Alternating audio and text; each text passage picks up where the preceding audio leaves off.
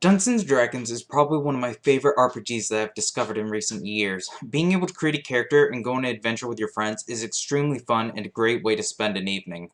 Dungeons & Dragons was first released in 1974 and since then has only risen in popularity, with tons of voice actors and actresses using it to hone their skills, even popular actors and actresses using it to have a good time. I actually learned pretty recently that Vin Diesel is a pretty big fan of the game. Pretty surprising for a guy like him, but I guess looks can be deceiving.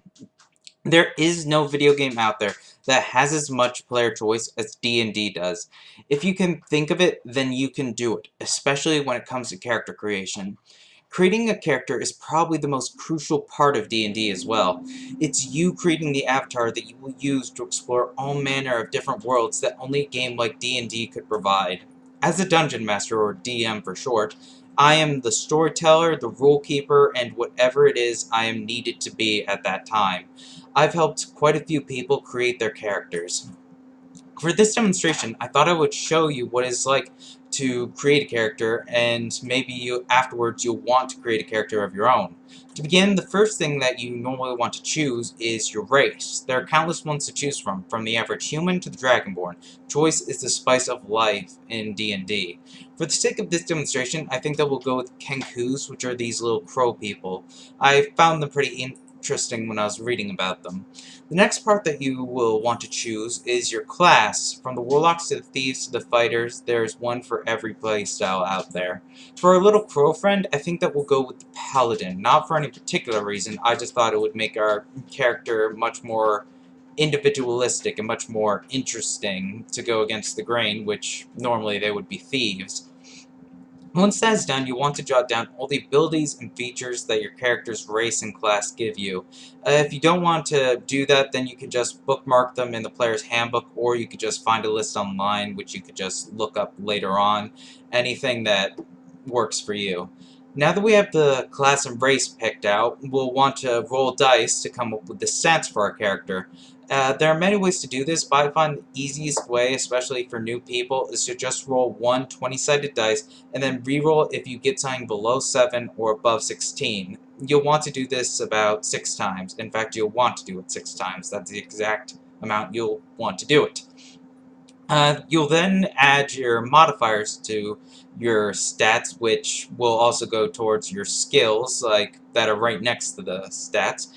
You can find these in the player's handbook or just a quick Google search online. There are quite a few of them, but once you read it once or twice and have probably made a character once or twice, you'll be able to remember them off the top of your head. They're pretty easy that way.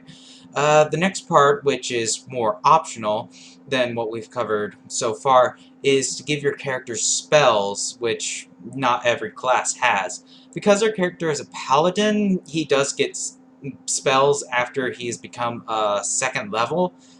There is a very, very large amount of spells to choose from in D&D. In fact, I think there are almost like 100 pages just in the player's handbook alone.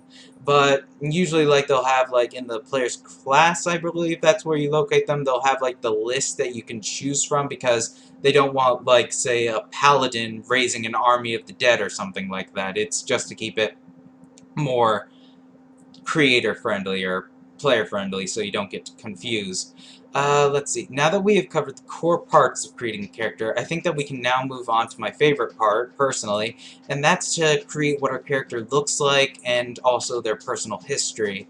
And while the player's handbook does give some pre-constructed backgrounds for you to choose from, I always find working with the DM and creating one for a custom one the most fun, as it makes it easier for you to get in that character's mindset when you're playing. When thinking about this stuff, I would like you to keep in mind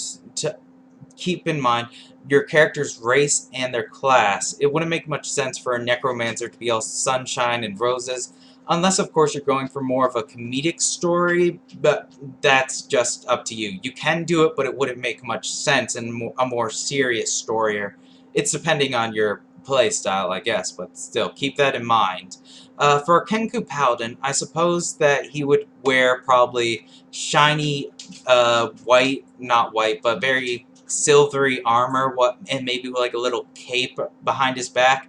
I think he would keep like a little tiny little sword that right next to his waist. And for his backstory, I'd say he was once a thief, but possibly because he overheard a priest chanting in the streets or something one day, he decided he didn't want to continue down that road in his life and decided to devote himself to a select god. There are many to choose from in D&D, so like choose if you do choose from a paladin or want your character to be religious or something, there are plenty to choose from.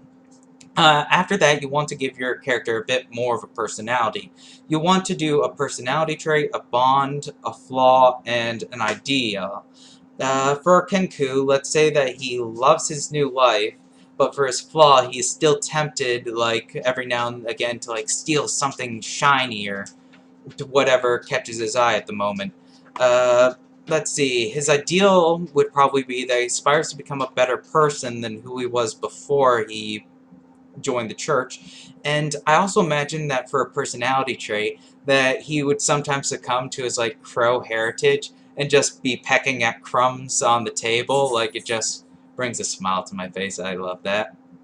So, as I hope I've shown you all, character creation is something that may seem daunting when you first look at it, but as long as you either have a good player's handbook or a nice DM with you, it can be extremely easy and very, very fun thing to do. I hope that you will use what I taught you to create a character of your own, and I hope maybe that you'll use it to go on adventures with your friends and family. Thank you.